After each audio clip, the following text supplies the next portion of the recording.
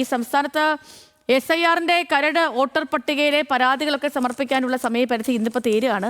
20 ലക്ഷത്തോളം പേരാണ് ഹിയറിംഗിനായിട്ട് നോട്ടീസ് നൽകിയിട്ടുള്ളത്. ഫെബ്രുവരി 14 വരെയാണ് ഹിയറിംഗ് നടപടികൾ. അന്തിമ വോട്ടർ പട്ടിക ഫെബ്രുവരി 21-നാണ് പ്രസിദ്ധീകരിക്കുക. ഹാൻസ് വിവരങ്ങളുമായി ചേർന്നുണ്ട്. ഹാൻസെ, എനിക്ക് തോന്നുന്നു ഇന്നലെ തന്നെ ഏറെക്കുറെ ഇന്നലെ വരെ 9,000-ൽ പരം അപേക്ഷകളൊക്കെ തള്ളിയെന്ന് തോന്നുന്നു, ഈ ചില പ്രശ്നങ്ങളൊക്കെ പറഞ്ഞുകൊണ്ട്. ഇപ്പോൾ അവസാനത്തെ ഒരു ലിസ്റ്റൊക്കെ വരാനുള്ള സമയമായിട്ടുണ്ടോ? വിവരങ്ങൾ എങ്ങനെയാണ്? Good morning.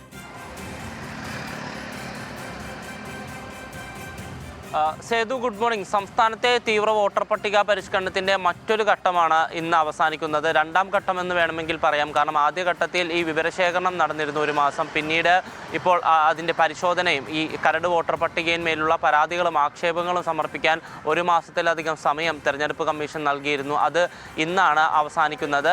അതേസമയം ഈ കരട് വോട്ടർ പട്ടിക പ്രകാരം ഏകദേശം 24 ലക്ഷം പേരാണ് ഈ വോട്ടർ പട്ടികയിൽ നിന്ന് പുറത്തായിരിക്കുന്നത്. ഒപ്പം തന്നെ 19 ലക്ഷത്തിലധികം ആളുകൾക്ക് ഹിയറിംഗ് ആവശ്യപ്പെട്ടുകൊണ്ട്, ഈ നോൺ മാപ്പിംഗ് വിഭാഗത്തിൽപ്പെടുന്ന 19 ലക്ഷം ആളുകൾക്ക് ഹിയറിംഗ് ആവശ്യപ്പെട്ടുകൊണ്ട് നോട്ടീസ് നൽകിയിരുന്നു. ഒപ്പം ഈ വിവരങ്ങൾ എൻ്റർ ചെയ്തതിൽ സാങ്കേതിക പ്രശ്നമുള്ളവർക്കും നോട്ടീസ് നൽകിയിട്ടുണ്ട് എന്നാണ് തെരഞ്ഞെടുപ്പ് കമ്മീഷൻ അറിയിച്ചിരിക്കുന്നത്. അതിന് പ്രകാരം ഇനിയിപ്പോൾ വരുന്ന 1 മാസം കൂടി, അല്ലെങ്കിൽ ഒരു 14 ദിവസം കൂടി ഇതുമായി ബന്ധപ്പെട്ടുള്ള ഹിയറിംഗ് നടപടികളുണ്ടാകും. സമാന്തരമായും ഹിയറിംഗ് നടപടികൾ നടക്കുന്നുണ്ട്. ഈ ഹിയറിംഗ് നടപടികൾക്ക് ശേഷം ഏകദേശം 9,868 പേരാണ് നിലവിൽ ഈ കരട് വോട്ടർ പട്ടികയ്ക്ക് ശേഷം ഇപ്പോൾ പുറത്തായിരിക്കുന്നത്. 24 ലക്ഷത്തിൻ്റെ കൂടെയാണ് ഇതുള്ളത്. എന്തായാലും ഈ ഹിയറിംഗ് പരിശോധനകൾ, ഈ പരാതികളും ആക്ഷേപങ്ങളും സമർപ്പിക്കാനുള്ള കാലാവധി ഇന്ന് അവസാനിക്കും. അതേസമയം ഹിയറിംഗ് നടപടികൾ ഫെബ്രുവരി 14 വരെ തുടരും. ശേഷം ഫെബ്രുവരി 21-ന് അന്തിമ വോട്ടർ പട്ടിക പ്രസിദ്ധീകരിക്കുമെന്നാണ് തെരഞ്ഞെടുപ്പ് കമ്മീഷൻ അറിയിച്ചിരിക്കുന്നത്. ഈ സമയപരിധിയിൽ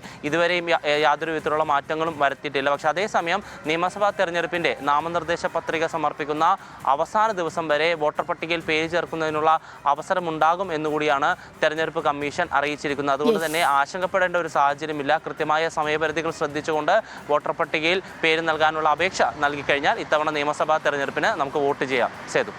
ഓക്കെ ഹാൻസെ, ശരി.